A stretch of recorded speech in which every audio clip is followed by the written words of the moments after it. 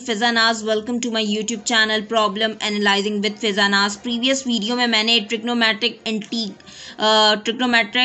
Integrals करवाए थे। आज हम एक्सपोनेंशियल फंक्शंस को किस तरह से इंटीग्रेट करते हैं वो सीखेंगे। तो फर्स्ट क्वेश्चन है मेरे पास, इंटीग्रल ऑफ ई की power 2 minus C x D x. मैंने आपको बताया था कि जब भी एंगल का डेरिवेटिव सामने होता है तो मैं इसे इंटीग्रेट करूंगी, और हमें यह भी पता है कि एक्सपोनेंशियल का इंटीग्रल एक्सपोनेंशियल ही होता है, उसका डेरिवेटिव भी एक्सपोनेंशियल ही होता है। ठीक है, तो सबसे पहले मैं एंगल का डिफरेंशिएट देखूंगी।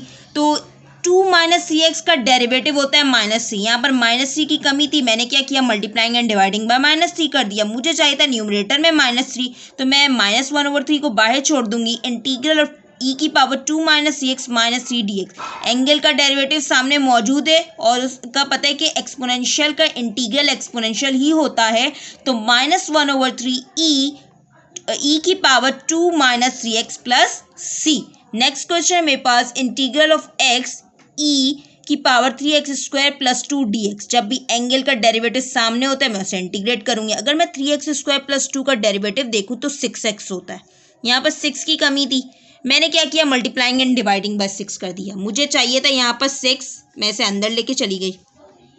इसका एंगल का डेरिवेटिव सामने मौजूद है तो हम उसे इंटीग्रेट करते हैं, और एक्सपोनेंशियल का इंटीग्रल एक्सपोनेंशियल ही होता है, तो ये हो गया 1/6 ई 3x² प्लस 2 प्लस सी।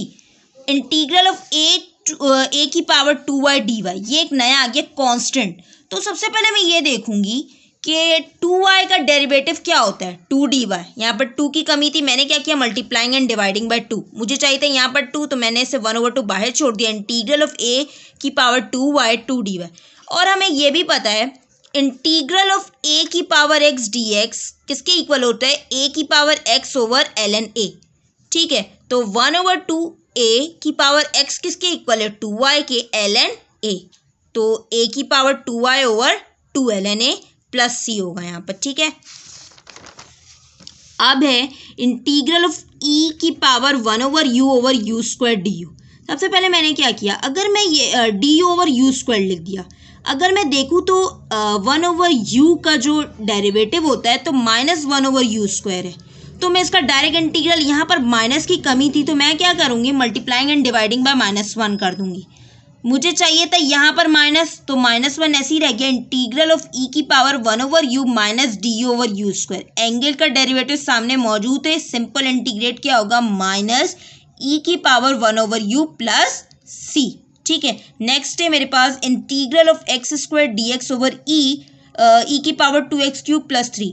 ई यहाँ पर जो है प्लस में, मैं अगर इसे ऊपर लेके जाऊंगी तो ये हो जाएगा ई -2x³ माइनस 3x² dx। अगर मैं इसका डेरिवेटिव लूँ तो क्या होगा, इसका डेरिवेटिव -6x² होना चाहिए। तो यहाँ पर -6 से मल्टीप्लाइंग एंड डिवाइड करवा दूंगी। मुझे चाहिए था यहाँ पर -6, मैं इसे ऐसे ही छोड़ दूंगी।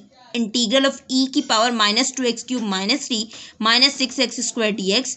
एंगल का डेरिवेटिव सामने मौजूद है, उसका इंटीग्रल होता है डायरेक्ट एक्सपोनेंशियल, तो ये हो गया -1/6 ई की पावर -2x³ माइनस 3।